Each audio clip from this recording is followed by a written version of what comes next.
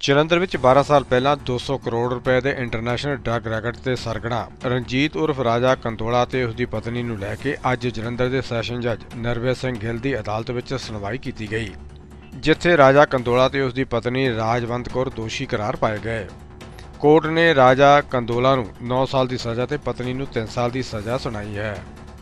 ਇਸ ਦੇ ਨਾਲ ਹੀ ਰਾਜਾ ਕੰਦੋਲਾ ਨੂੰ 1 ਲੱਖ ਰੁਪਏ ਦਾ ਜੁਰਮਾਨਾ ਅਤੇ ਜੁਰਮਾਨਾ ਨਾ ਜਮ੍ਹਾਂ ਕਰਵਾਉਣ ਦੀ ਸੂਰਤ ਵਿੱਚ 6 ਮਹੀਨੇ ਦੀ ਹੋਰ ਕੈਦ ਦੀ ਸਜ਼ਾ ਸੁਣਾਈ ਹੈ, ਜਦਕਿ ਰਾਜਾ ਕੰਦੋਲਾ ਦੀ ਪਤਨੀ ਰਾਜਵੰਤ ਕੌਰ ਨੂੰ 25,000 ਰੁਪਏ ਜੁਰਮਾਨਾ ਲਗਾਇਆ ਗਿਆ ਹੈ। ਜੁਰਮਾਨਾ ਨਾ ਭਰਨ ਦੀ ਸੂਰਤ ਵਿੱਚ 3 ਮਹੀਨੇ ਦੀ ਕੈਦ ਦੀ ਸਜ਼ਾ ਸੁਣਾਈ ਹੈ। ਇਸ ਮੌਕੇ ਤੇ ਰਾਜਾ ਕੰਦੋਲਾ ਦੀ ਪਤਨੀ ਰਾਜਵੰਤ ਕੌਰ ਨੂੰ ਸਜ਼ਾ ਸੁਣਾਉਣ ਦੇ ਕੁਝ ਸਮੇਂ ਬਾਅਦ ਹੀ ਜ਼ਮਾਨਤ मिल गई। सीनियर एडवोकेट द्वारा बेल बॉन्ड भर दिए गए। सर, राजा कंडोला को लेकर एक बार फिर से कोर्ट ने फैसला सुनाया है कि हालांकि पीछे 6 महीने पहले उन्हें एक केस में बरी भी कर दिया गया। ये क्या है पूरा मामला, ये बता दें। देखिए, इनके ऊपर उन्होंने टोटल 3 केस दर्ज किए थे। एक बलाचौर में किया था, एक जलंधर में जो किया था वो इंद्रजीत सिंह उन्होंने किया था। उन दोनों जो एनडीपीएस के केसेस है जिनमें वो कह रहे थे कि ये 200 करोड़ की आइस करते थे, उन दोनों में केसेस में क्विट हो गए थे। ये केस जो था ये ईडी ने किया था मनी लॉन्ड्रिंग एक्ट के नीचे। इसमें उनकी एलिगेशन थी कि जो इन्होंने 3-4-5 करोड़ की प्रॉपर्टी बनाई हुई है इसका कोई सबूत नहीं था इनके पास पैसे, क्योंकि इन्होंने इनकम टैक्स नहीं दिया था। और ये एडमिटेड चीज थी कि इन्होंने कभी इनकम टैक्स नहीं दिया था, लेकिन हमने शो किया था कि ये सारी प्रॉपर्टीज हमने पहले प्रॉपर्टीज बेच के बनाई थी। वो जज साहब ने आज अभी फैसला किया है जिसमें उन्होंने कहा है कि क्योंकि प्रॉपर्टीज ये शो नहीं कर सक रहे तो उन्होंने इनको सजा की है। 9 साल की सजा की है जो राजा कंदोला को, 3 साल की उनकी वाइफ को की थी, बेटे को क्विट कर दिया। और जो 3 साल की सजा थी उसमें हमने बेल बॉन्ड उनके भरती है, उनको टाइम दिया अपील का। बात की जाए 200 करोड़ आइस ड्रग्स रैकेट के मामले में राजा कंदोला को पकड़ा गया था। इसके साथ और भी कई साथी थे।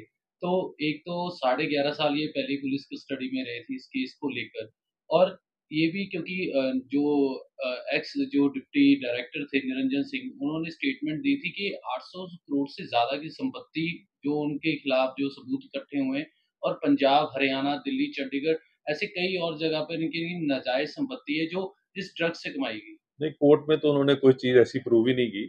कोर्ट में तो उनके एक कोठी गुड़गांव की थी जो कोर्ट 3 करोड़ की थी, कुछ अबाउट 95 लाख या 1 करोड़ की प्रॉपर्टी उनका फार्म हाउस था समराला, ये समराला में। और कोई प्रॉपर्टी तो उनके पास प्रूव ही नहीं हुई। लेकिन राजा कंदोला का डिफेंस था कि जो गुड़गांव वाली कोठी उनकी वाइफ के नाम पे है, उन्होंने दिल्ली में एक कोठी बेची थी आज से 10 साल पहले, उससे खरीदी थी। और जो समराले वाली प्रॉपर्टी है वो सारी प्रॉपर्टी उन्होंने खरीदी थी, उसके पिताजी ने प्रॉपर्टी बेची थी और खरीदी। सो ये सारी चीज अभी डिटेल्ड ऑर्डर में आएगा कि जज साहब ने कैसे किया, क्योंकि असल में क्या था कि राजा कंदोला के खिलाफ एक केस दिल्ली में भी रजिस्टर्ड था एनडीपीएस का, उसमें उसको सजा हुई थी जो मेरे पास नहीं था। कहीं ये ना हो कि उस केस को साथ जोड़ के उन्होंने सजा की हो। मतलब कहीं ना कहीं ईडी द्वारा जो इस बार फिर से सबूत इकट्ठा करके कोर्ट में जो दिए गए हैं, तो उसमें मनी लॉन्ड्रिंग का तो कहा ही गया है। मतलब ड्रग्स को लेकर भी जैसे आपने बताया है कि नहीं, ज्वाइंट किया गया। इस केस में ड्रग्स के बारे में तो एक बात भी नहीं थी, ना कोई ड्रग्स मिले हैं। इसमें तो ये है कि जो आपने पैसे, जो प्रॉपर्टी बनाई है उसके सोर्सेज आपके पास नहीं थे, तो इसलिए हो सकता है ये ड्रग मनी से यूज हुआ हो। क्योंकि जज साहब ने इस पे फैसला सुनाया है तो उन्होंने ऑफ कोर्स ये होल्ड किया होगा कि इन्होंने सबूत नहीं कर सके, तो प्रिजम्पशन है, क्योंकि ये मनी लॉन्ड्रिंग एक्ट में एक प्रिजम्पशन है। मुलजिम ने प्रूव करना होता है कि उसके बाद प्रॉपर्टी कहाँ से आई।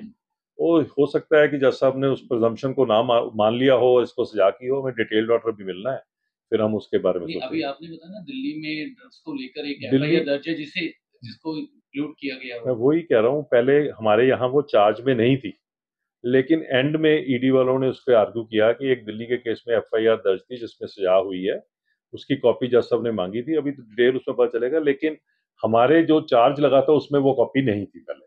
तो ये बता दीजिए कौन कौन से केस में इनको बरी किया गया था। देखो, एक जो बलाचौर में दर्ज किया था, पहले उन्होंने कहा था कि इनसे ड्रग्स में ये डील करते हैं, आइस में। हाँ, इसमें उसमें क्विटल हो गई थी। फिर जो करतारपुर में एफआईआर दर्ज हुई थी उसमें क्विटल हो गई थी। इसमें उन्होंने सजा की है। और वैसे तो जो शेड्यूल्ड ऑफेंसेस हैं जिनके बेसिस पे सजा होनी थी उनमें एक्विटल थी, तो ये अच्छा केस, हम इसकी अपील डालेंगे हाई कोर्ट में और सब कुछ कर। ये केस जो रणजीत सिंह कंदोला उसका नाम है, ही इज नोन एज राजा कंदोला।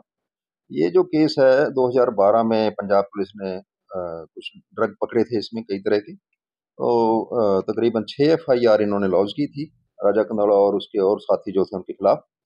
तो उसी ये क्योंकि एनडीपीएस में ये केस दर्ज था, तो ईडी का मैंडेट है कि उसको इन्वेस्टिगेट करें। वो एफआईआर जो थी सारी हमने 6 की 6 एफआईआर ली, हमने उनको शामिल किया, आगे फर्दर इन्वेस्टिगेशन की मनी लॉन्ड्रिंग एक्ट में, एनडीपीएस एक्ट में नहीं, money prevention of money laundering act में हमने इन्वेस्टिगेशन की 2012 से। और ये इसके अंदर काफ़ी लोग थे, इंक्लूडिंग राजा कंदोला, उसकी वाइफ, उसका लड़का, और भी बहुत जो इनके साथी थे, उनकी इन्वेस्टिगेशन। तो आपने 12 में इन्वेस्टिगेशन शुरू की, 15 में आपने चार्जशीट जो दाखिल की, तो चार्जशीट में क्या एविडेंस दिए गए कि ये लोग जो ड्रग्स का या मनी लॉन्ड्रिंग का धंधा करते हैं? देखो जी, ड्रग का तो क्योंकि इनके खिलाफ एफआईआर भी लॉन्च थी एनडीपीएस एक्ट में, और चार्जशीट इनके खिलाफ फाइल थी, पुलिस ने की थी जलंधर कोर्ट में। तो उसके बाद फिर हमने जो इन्वेस्टिगेशन की वो थी prevention of money laundering act में, कि ड्रग के धंधे से इन लोगों ने सब ने कितनी असेट्स बनाए, कितनी कमाई की, कितनी प्रॉपर्टीज की बनाई है। तो वो इन्वेस्टिगेशन चली, उसका हमने फिर डिटेल जो भी जहाँ से अथॉरिटीज से या जहाँ से हमारे अपने सोर्सेज से डिटेक्ट की प्रॉपर्टीज, चाहे दिल्ली में प्रॉपर्टीज थी, चाहे पंजाब के कई हिस्सों में प्रॉपर्टीज थी, एग्रीकल्चर प्रॉपर्टी थी, हरियाणा, चंडीगढ़ में?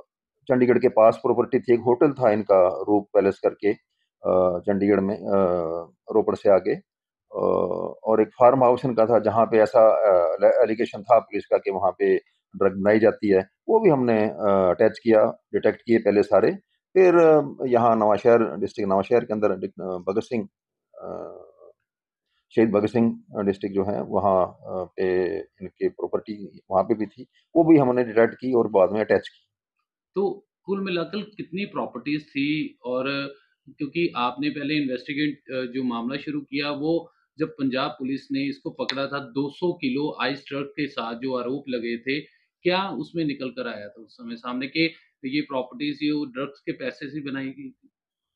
देखो जी, क्योंकि इन लोगों का जब हमने बयान लिया, स्टेटमेंट हुआ इन्वेस्टिगेशन के दौरान, तो एक तो ये था कि कोई भी आदमी कोई प्रॉपर्टी खरीदता है तो उसका सोर्स ऑफ फंड्स बताना है उनको।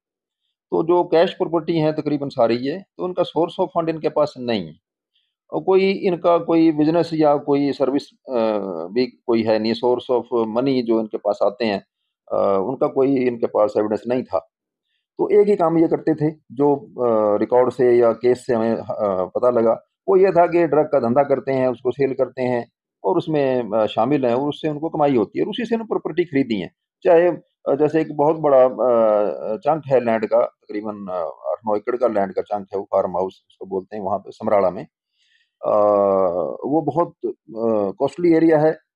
तो वो डिटेक्ट डिटेक्ट किया गया, वहाँ पे ये लोग काफ़ी लोग मिलते थे वहाँ पे, जो इस ग्रोह में शामिल थे। तो ये प्रॉपर्टी जो है बड़ी महंगी प्रॉपर्टीज हैं, और इनका कोई सोर्स नहीं है, इनके पास कोई लॉफुल सोर्स नहीं, कोई ये बता सकें कि हमने एक नंबर के पैसे से खरीदी है प्रॉपर्टी। जैसे एक तो होटल है वहाँ पे रोपड़ से आगे, वो होटल वो कैश अमाउंट में खरीदा हुआ है, इनके पास कोई सोर्स नहीं उस कैश अमाउंट का। इसी तरह से काफ़ी और प्रॉपर्टी हैं जो बड़ी हैवी उनकी कॉस्ट है। तो वो सारी की सारी जो प्रॉपर्टी जिन्होंने परचेज की है, उनका कोई सोर्स उनके पास नहीं है, लॉफुल सोर्स कोई